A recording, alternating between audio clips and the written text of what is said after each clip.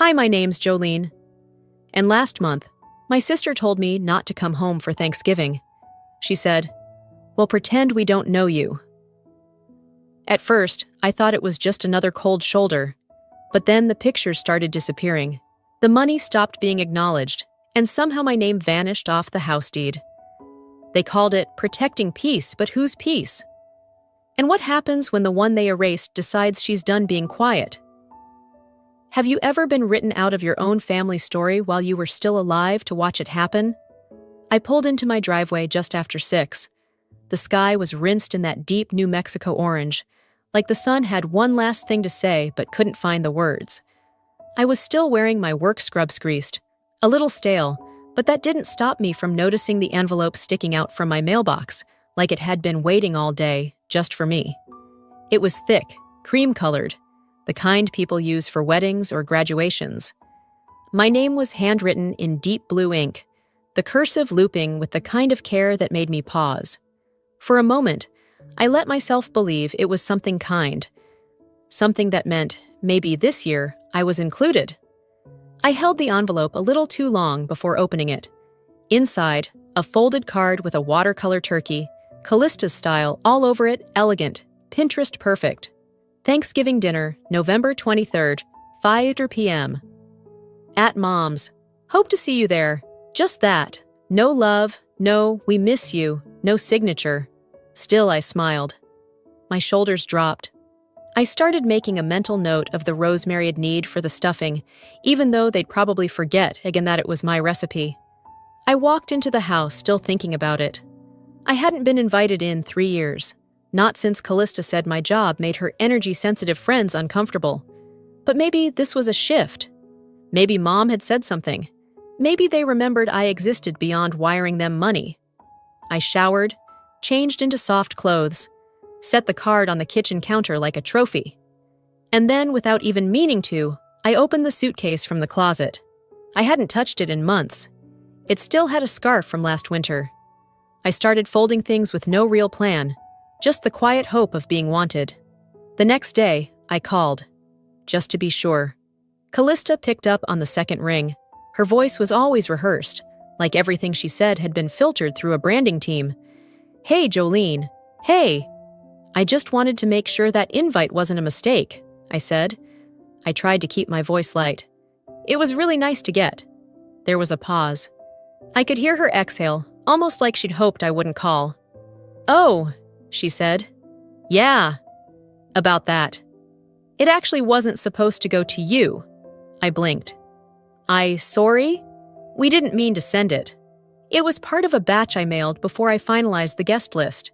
And with everything going on, and Savannah being really sensitive to tension, we just thought it would be best if maybe you sat this one out. I stayed quiet. Callista went on. "It's nothing personal. But we're trying to keep things peaceful this year. And, sometimes your presence shifts the energy. You get it, right?" I didn't. But I said, "Sure." She hesitated. Then, the knife. "Honestly, if you showed up, we might have to pretend we didn't know you." And that was that. I don't remember hanging up. I do remember standing in my kitchen for a long time. The windows were fogged from the kettle I'd forgotten to turn off. My hands were gripping the counter, and I couldn't feel them. Everything felt like background noise, like Id left the room, but my body stayed. It wasn't just about this year. It was about every year. About the times I made the entire meal, and someone else took credit for the turkey. About the time Mom toasted Callista for holding the family together while I was wiping pie off the floor from a dish I brought. About the way my chair was always the one at the far end, by the kitchen door, the one without a name card. Last year, I'd noticed it. Everyone had little calligraphy place cards, each tied with a sprig of thyme. I sat down, and there was nothing at my spot but a napkin. When I asked if someone forgot mine, Callista laughed and said, "Oh, we didn't think you were coming. You're always so unpredictable." She said it in front of everyone, like it was a joke, like I wasn't already 3 wine sips deep into pretending I didn't hear. That was the same year Blake brought a girl he'd just started dating, and she had a card. They even spelled her name right. I used to think it was me, that I was the one who made things hard. That maybe being the sister who worked in hospice care made people uncomfortable. Maybe my job was too heavy for holiday tables. But standing there, in my own kitchen, suitcase half-packed, invitation face down on the counter, I finally stopped blaming myself. I didn't cry. I didn't scream. I didn't text back. Instead, I unpacked. Slowly. Like peeling myself out of something I didn't ask to wear. And I folded the suitcase shut not because I wasn't going anywhere, but because, for the first time, I didn't feel like I needed to. I had always brought the pie. And this time, I wasn't bringing anything. The invitation sat unopened on the counter for a few more days after the call. I didn't toss it. I didn't burn it. I just let it sit there, its cheery watercolor turkey looking back at me like it was still trying to smile through the awkwardness. Like me. That Thursday, I was cleaning up some emails during lunch when a message from Elowen popped up, just a forwarded image, no text. Curious, I clicked. It was a screenshot of a group chat titled Turkey Table Plan. I scanned it fast, not expecting anything, but then I saw it. A digital seating chart for Thanksgiving. Mom's long dining table mapped out with names, every chair filled, except one in the corner. It had no name, just the words extra cutlery. I didn't feel anger, not immediately, just a strange cold sinking feeling like being erased twice, first from their lips, now from the layout. I zoomed in. Even Savannah's dog had a label pumpkins pillow, but I was utensils. I didn't text Elowen back. I didn't have it in me to ask if she meant to send it. Maybe she did. Maybe it was her way of saying, I see you. Later that night, I sat on the edge of the bed, scrolling social. A post from Callista popped up, a neatly styled overhead shot of mini stuffing cups in ramekins, captioned, testing grandma's old stuffing recipe with a twist. Can't wait to share it Thursday. The hashtags were a punch in the gut. Callista's Kitchen, check heirloom flavors. I stared at the photo. That wasn't grandma's recipe. It was mine. I was 23 when I first made it. Cranberries, sage, toasted pecans, sourdough cubes soaked in broth. I'd tested it 3 times, finally getting it right. That year, Mom actually looked up from her plate and said, "This is the best dish on the table." She even asked for the recipe. It was the only time I ever saw her write something in that old cookbook without changing a thing. That same year, she'd framed a photo of me in the kitchen, hands full of flour, laughing with Dad. That photo used to sit on the hallway table near the front door. It wasn't there anymore. Last I visited, a new picture had taken its place. Callista, holding a wooden spoon with perfectly curled hair and a guest apron from a cooking retreat in Sedona. I'd shrugged it off then, told myself it was just aesthetics. The next morning, at the clinic, one of the nurses leaned over with a smile and asked, "Are you excited for Thursday? I saw your sister's post about her famous stuffing. You guys must have the best Thanksgiving spread." I froze. I smiled back. I lied. I said, "She always had a flair for food." Then excused myself to the supply room, locked the door, and sat on a stool, staring at nothing. My breath wasn't coming in right. I didn't cry. I just wanted the air to stop sticking to my lungs. Later that night, I searched the family Facebook group. The event page was already up. Thanksgiving at Vera's final head count, 11. Photos of centerpieces, assigned menu slots. Callista's stuffing was at the center of it all. There was no mention of me, no credit, no comment, not even a placeholder that said, "Jolene?" Like it never brought that dish, like it had always been hers. The menu said, "Thanksgiving isn't Thanksgiving without Callista's signature stuffing passed down with love." I stared at that sentence for 5 straight minutes. Then I went to the bookshelf and pulled down the old family cookbook. I opened to the recipe section. The stuffing page was there, sure, but the handwriting had changed. My name wasn't anywhere on it. The notes I once scribbled in pencil toast pecans first, less broth next time, were gone. It had been recopied, clean, like it had always been someone else's. That night, I didn't cook. I ordered pho from the place on Alameda, the one that always forgets the basil but never the lime. I set the container on my small table, grabbed a fork, and sat across from no one. I stared at the empty chair across from me. I didn't mind eating alone. I'd done it often. But that night, something hit different. I didn't mind being left out of the toast, the group photos, even the damn seating chart. But being rewritten, that burned. I looked down at the bowl in front of me and thought, I don't mind being forgotten. I mind being edited out. Then I reached for the family cookbook again, turned to the back where I used to jot notes, and saw my handwriting erased literally. White out. And under the page, pressed so faint it was almost a ghost, my original recipe title. My name, Jolene R. That was when I realized history isn't rewritten by time. It's rewritten by people with access to the printer. I hadn't planned to open my laptop that night. After the recipe incident, I was in no mood for more family revelations. But when I reached for my phone to check the weather, I saw the email notification from my bank monthly summary ready. I clicked out of habit. That's all it was supposed to be. One transaction stood out. It wasn't the amount that startled me. It was the pattern. I scrolled back $500, $850, $600. Month after month, 2 years worth. All transfers from my account to Vera Malloy. No labels, no thank yous. Not even a text acknowledgement. I leaned back in my chair, hands still resting on the trackpad, and let the numbers wash over me. I hadn't realized how much he'd given. Quietly, automatically. I had covered Mom's prescriptions, her dental work last spring, the broken dryer in January. Every time she said she was a little behind, I just filled the gap. I didn't think twice. I was the gap filler. And yet, they talked like I wasn't even at the table. I closed the tab and stared out the window, where the night had slipped in unnoticed. The kitchen was dim, lit only by the warm underglow from the stove clock. It was 8:12, 5 days until Thanksgiving. I picked up my phone again and called Mom. I didn't plan to argue. I just wanted clarity. "Hi, sweetie," she answered, voice syrupy. I could hear the clinking of dishes in the background. "Hey!" Quick question, did the mortgage finally clear? I asked, keeping it light. "Oh, yes," she replied instantly. "Callista handled it all.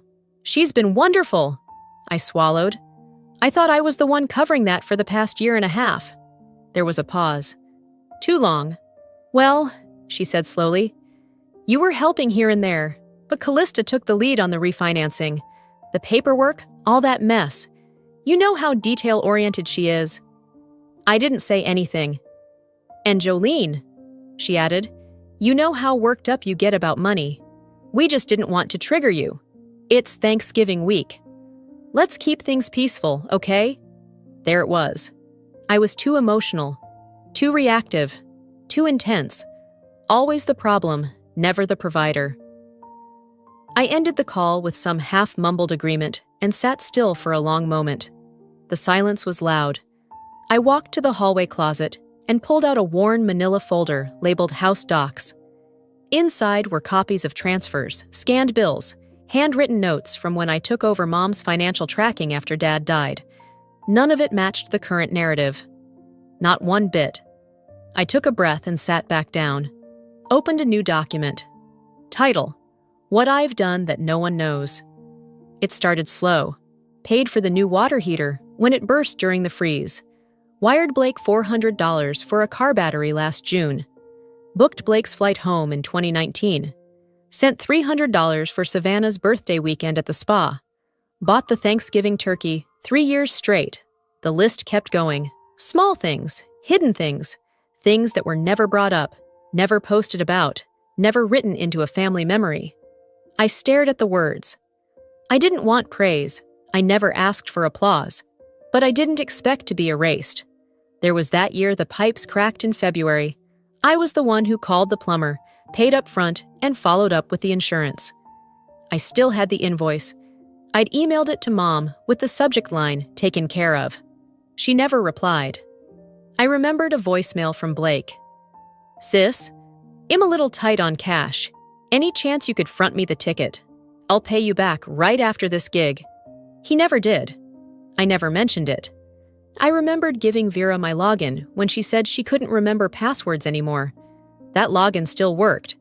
I could see every payment processed in her name. I wasn't angry, not in the way they expected, not screaming or shouting. I was still, like cold water poured over a hot surface, quiet steam rising off me. I added one last bullet point to the list. Continued to show up, even when they made it clear I was optional. I printed the list and pinned it on my fridge. Not for them. For me. They didn't know how much I'd carried. Maybe they never would. But from this moment forward, I wouldn't let them make me question whether I had. I may have been quiet, but that doesn't mean I was invisible. And if they couldn't remember me willingly, I was about to make it impossible to forget. It was just after 9 p.m. when my phone lit up. I'd been reading the same paragraph in a medical journal for 20 minutes without retaining a single word. The buzz startled me, and for a second, I thought maybe somehow Mom had changed her mind. That should text to say, "Come after all, I knew better." Instead, it was Elowen. The preview read, "I know I shouldn't, but you deserve to see this." Attached was a screenshot of a group chat titled Final Dinner Flow. My breath stopped halfway through my throat. Callista's name topped the messages. Her tone was as polished and smug as ever. "Let's not make a plate for her. We're keeping it chill this year, drama-free. You know how she is." Someone responded with a laughing emoji. Then someone else added, "Put her by the garage door with the coats. Or better yet, leave her off completely." I didn't respond to Elowen. I didn't have to. I saved the image, dropped it into a folder I named Proof, then turned my phone screen down and stared at the ceiling. I thought back to all the Thanksgivings I'd spent quietly cleaning dishes while they laughed in the living room. All the times I stayed late to help Mom package leftovers or mend something broken. They'd never said thank you, but I told myself that was just how our family worked. Functional in our own way. But this was premeditated exclusion. Not an accident, not a miscommunication, a choice. The next morning, I was at work, sipping lukewarm coffee in the break room, when Linda from HR popped in. "Jolene!" She smiled, setting her bag down. "Your mom's Thanksgiving letter was so sweet. I loved the part about Callista stepping up.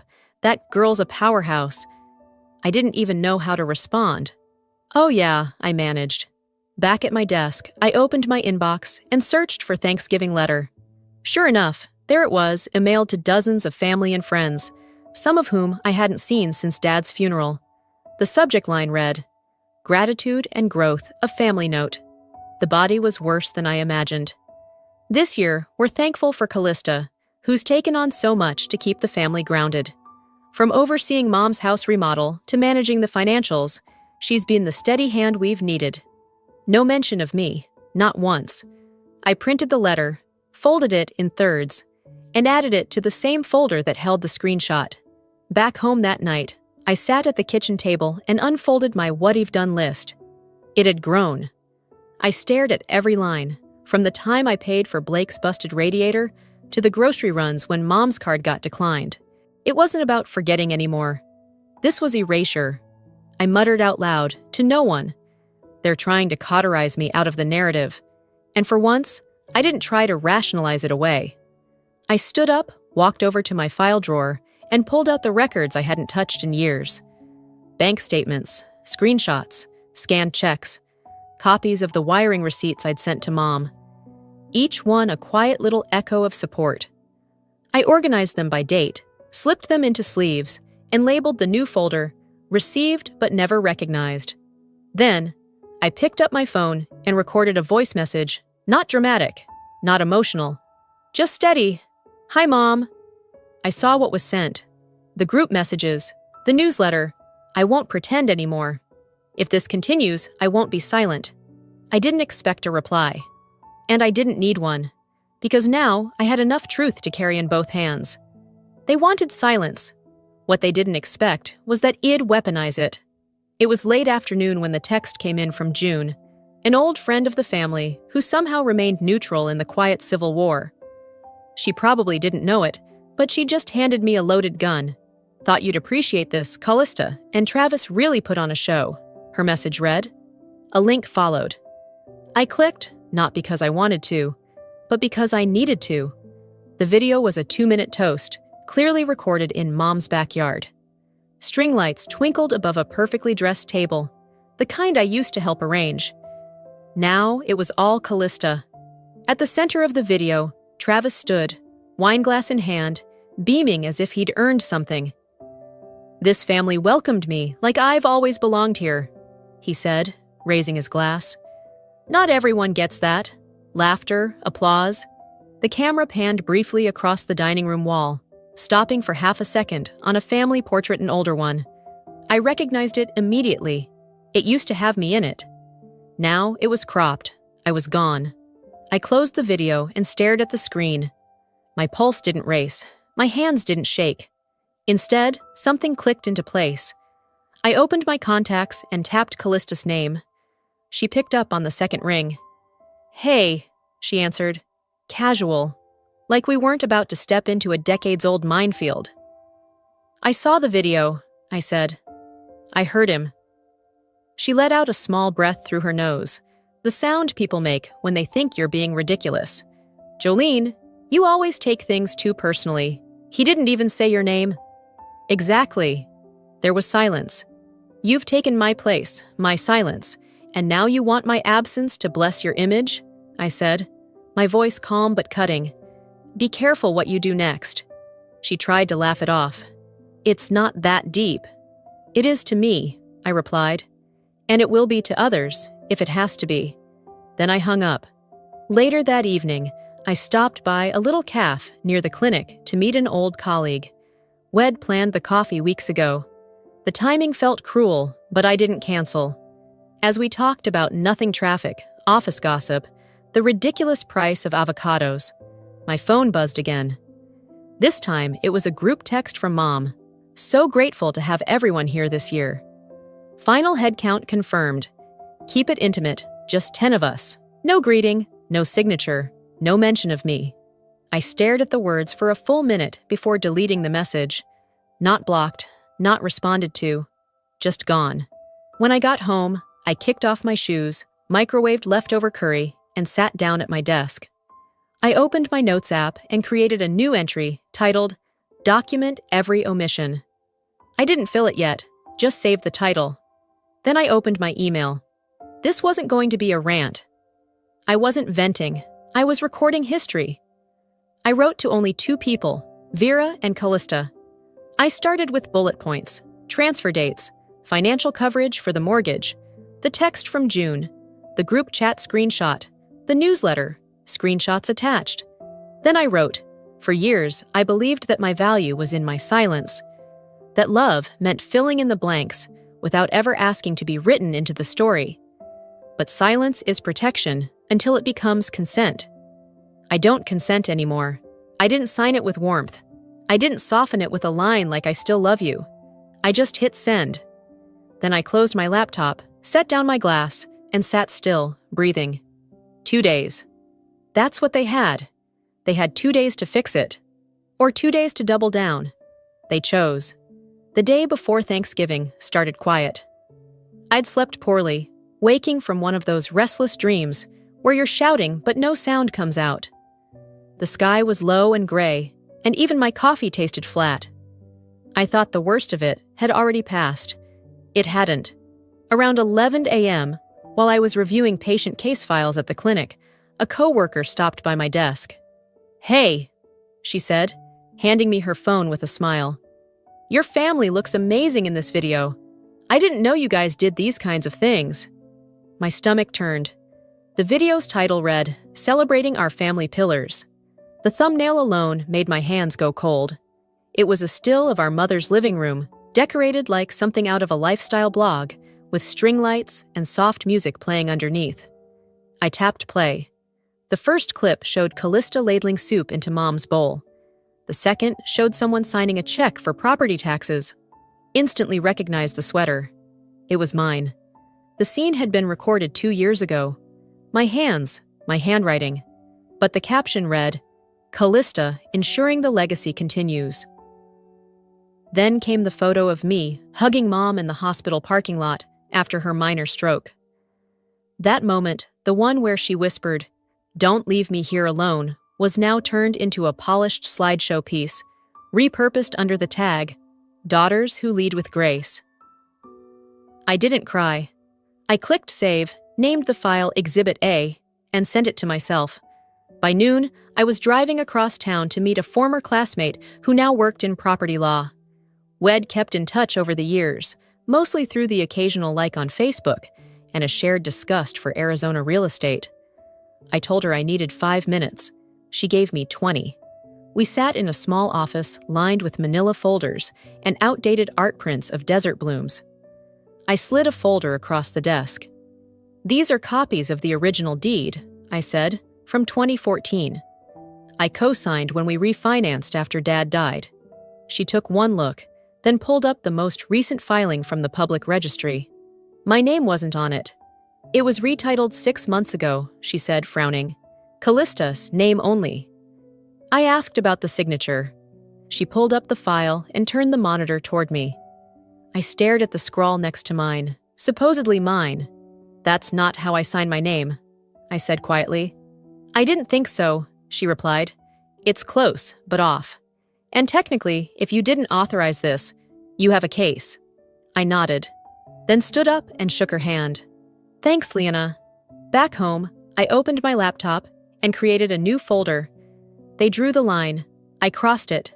I compiled everything: the tribute video, the fake deed, screenshots from past bank transfers. I attached them to an email. The subject line: "You know what you did." No greetings, no explanations, just facts. The video shows moments I lived, claimed by someone else. The deed shows a signature I didn't write. The pattern shows a family more interested in appearances than truth. At the bottom, I wrote, "You've rewritten me out of our family's history, but now I've documented the edits. If this isn't fixed by tomorrow, I speak." Publicly. I didn't expect a response, but I sent it anyway. Then I texted Mom, "If you want this to stay quiet, tomorrow is your only chance to make it right." Afterward, I sat in the kitchen with the window cracked open, letting the cold roll in across the tile. I made tea and opened a blank document titled "The Full Story." I started writing not a blog post, not a takedown, just the truth. I helped build what they now use to erase me. Line by line, I laid it out. The birthdays I planned, the repairs I paid for, the hospital nights, the trust, the pattern, the silence. I transferred the files onto a flash drive. It clicked into place with a tiny sound that felt louder than it should have. Then I practiced saying it out loud.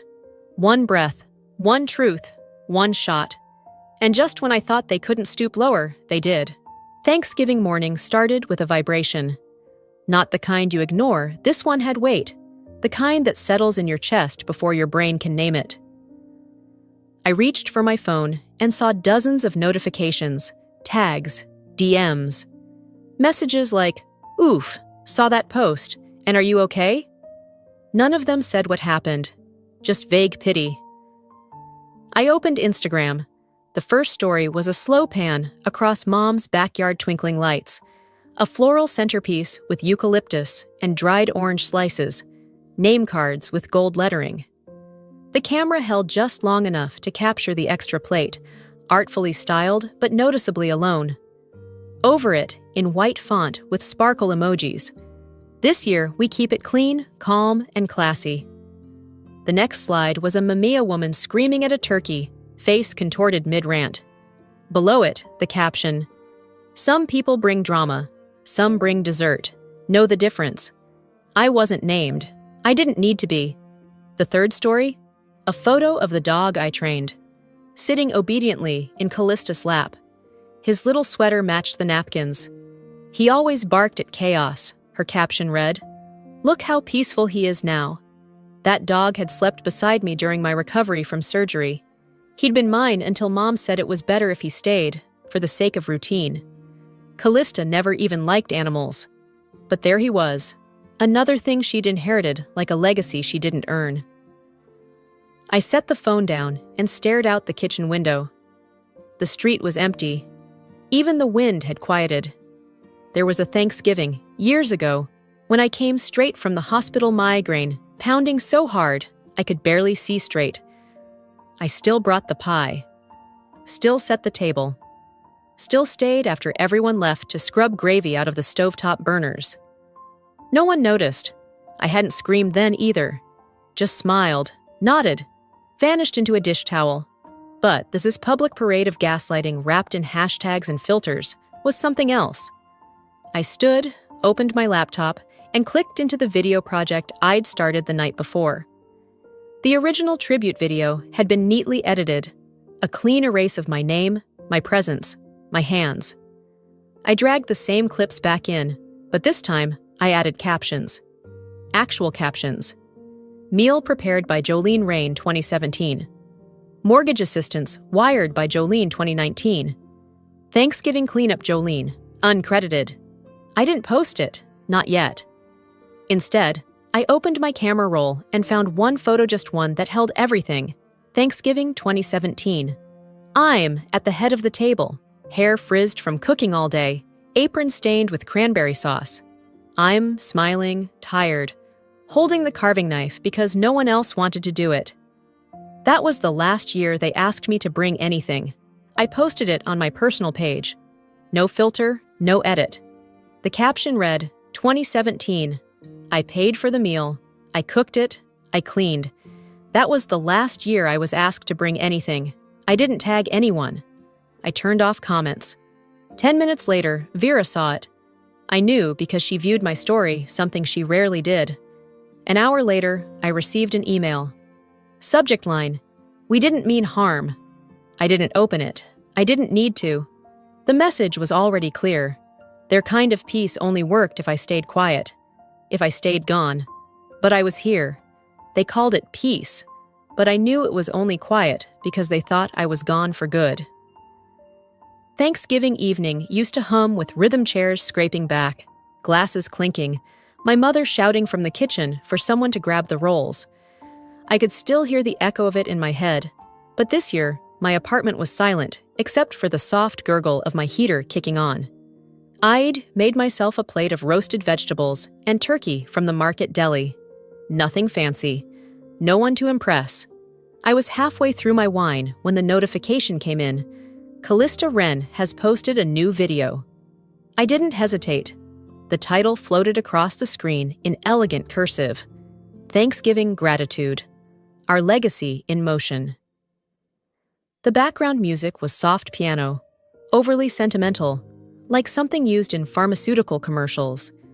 The video opened with Blake lighting candles, Vera placing her hand over her heart during grace, and Callista laughing with Travis like they were the nucleus of something divine. The camera moved through the table, catching moments of toast, clinking glasses, shared glances. People nodded and smiled, carving turkey, hugging mom. Everyone except me. I wasn't blurred out. I wasn't cut awkwardly. I just wasn't there. The final caption read, "When we protect peace, joy finds a place at the table." I paused the video and didn't move, not even to exhale. Then I saved it to the folder on my desktop erasure evidence. I sat for a long while. The room darkened around me as the sun went down behind the adobe walls of Santa Fe. And still I sat, letting the screen go black, my reflection staring back. And then me phone buzzed again. This time, a video message from Malcolm Ortiz. I frowned. Malcolm was a former client's son, now a friend of Vera's through church. He'd been invited to dinner, apparently. The clip was short, clearly taken with one hand under the table. It showed Malcolm glancing at a photo in Vera's hallway, an old one, of me helping Mom into her car after her stroke. My arm was wrapped around her waist, my hair up in a messy knot, my face scrunched in concern. Malcolm's voice came from off-camera. "Wait, isn't that the woman who helped my mom during recovery? Dr. Rain?" Silence. Then a voice, someone I didn't recognize, mumbled, "I think that's her, yeah." He followed up, louder this time. "She's the reason my mother is still alive. How come she's not here?" In the background, you could hear a fork drop. A wine glass hit the table just a little too hard. Someone cleared their throat. The video ended. I stared at the screen, stunned. Not because someone remembered, but because someone spoke. Unprompted. Without knowing the damage he'd just inflicted on their carefully crafted narrative. 10 minutes later, I noticed Callista's story had gone quiet. Nothing new. The recap video had been deleted. Vera didn't respond to the tag in my earlier photo, but now she was watching. Then came the ripple. My cousin in Portland shared a cryptic tweet. Sometimes the person not at the table is the one who fed everyone for years. No tag, no context. But people knew. Callista didn't post again that night. Vera texted me twice and called once. I let them all go to voicemail. After cleaning up dinner, I lit a rosemary candle, poured a second glass of wine, and sat down with my journal. I wrote slowly, deliberately. I was never the burden. I was the foundation, and they mistook me for the floor. Then I opened the video editor again. This time, I dropped in clips from every year. Thanksgiving 2016, when I hosted. 2018, when I drove 6 hours to pick up mom's friend with no family. 2019, when I cooked for 14 people because Callista got a migraine and stayed in bed. I titled it simply, The Other Side of the Table. No music, no filters, just timestamps, names, and facts. I posted it, no caption, just truth. Some legacies are chosen, others have to be reclaimed. A week passed, no apologies came, not a single phone call, not even a quick text with a lazy excuse. There was no knock at my door with a guilt-ridden pie or an awkward, "We didn't mean it like that." Just silence. But silence speaks. And sometimes, it screams. The Legacy in Motion video Callista had proudly posted vanished without a word. No announcement, no explanation. Just gone like it had never existed. Vera's Facebook page hadn't seen a single update since Thanksgiving Day. The last post was a blurry, dimly lit photo of a pie with the caption, "Grateful for simplicity this year." Simplicity. That word hit different when you knew who got left out of the picture. I sat alone in my apartment and let it all wash over me, everything. The grief, the anger, the betrayal, and the odd peace that followed it. It turns out the absence of guilt is often louder than the apology you never get. And that absence, it echoed in every corner of my now quiet life. On the third day, I got an email. Malcolm Ortiz. The subject line was blank. The message? Just a few lines. "I showed your tribute to my mother. She cried. She said, 'That girl saved me.'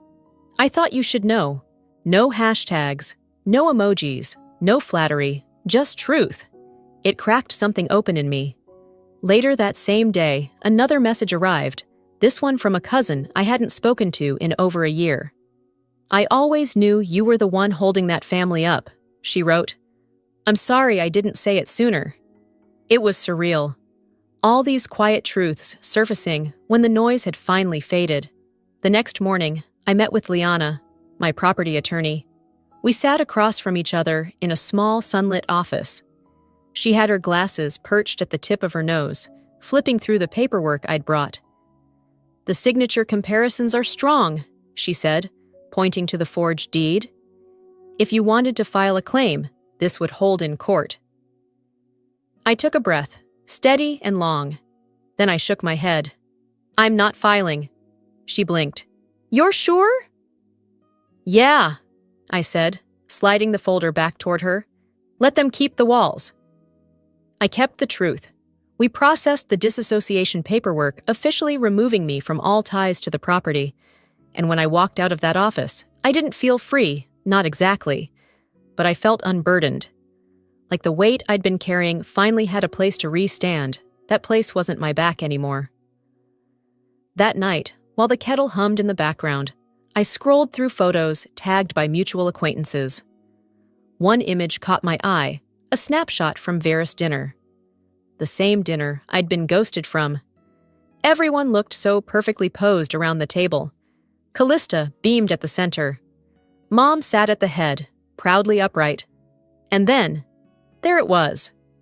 A chair, tucked slightly back from the rest. Napkin folded, plate untouched. No one sitting in it, no one even pretending. They hadn't replaced me. They hadn't covered it up. They just left it there. No one mentioned it in the caption, no one explained it. But I stared at that chair for a long time. I whispered aloud, "That was mine. Still is." And with that quiet acknowledgement, I closed the photo. Later, I lit a rosemary candle, the same scent I used to bake into my stuffing every year, the one everyone said made the whole house smell like home. I sat at my desk, opened a new journal, and didn't write about them. Not this time. Instead, I wrote about Mrs. Eldridge, the patient whose son never visited, but who clung to my hand like it was the last rope tethering her to this world. I wrote about Mr. Bennett, a Vietnam vet with a crooked smile and a precise technique for folding hospital corners.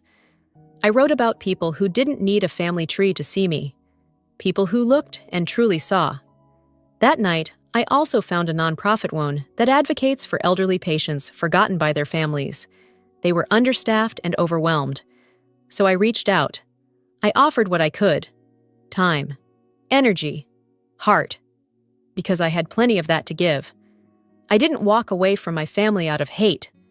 I walked away because I finally loved myself more than I needed their approval, more than I feared their silence. For the first time in a long, long while, I didn't feel like I was fading from their story. I felt like I was finally writing my own. Some families are inherited, some are chosen, but the ones who see you not out of duty but out of genuine recognition, those are the ones worth holding on to, and those are the ones I choose now. That's my legacy. Not the house, not the seat at the table, but the life I rebuilt outside of their silence. There are moments in life when silence feels louder than any scream. And sometimes, the deepest betrayal isn't what's said, it's what's erased. Looking back, I didn't choose to walk away from my family out of anger. I did it because I finally understood the value of my own presence. You can only be written out of a story so many times before you start writing your own. If you've ever felt invisible in the place that should have loved you most, let this be your reminder. Your worth is not defined by the version of you someone else tells. You're allowed to set boundaries. You're allowed to leave tables where your voice is only welcome when it's quiet. I wonder, have you ever had to step back to finally be seen? What did that moment look like for you? Share your story in the comments. I read them all, and your words might just be the ones someone else needs today. If this story touched you, comment 1 or tell me where you're watching from. And if it didn't connect with you, I'd love to hear why it helps us grow, and your perspective matters. If you believe in stories that heal, challenge, and reveal truth, don't forget to subscribe. New stories are coming that you won't want to miss. Until then, choose peace, even if it means walking away.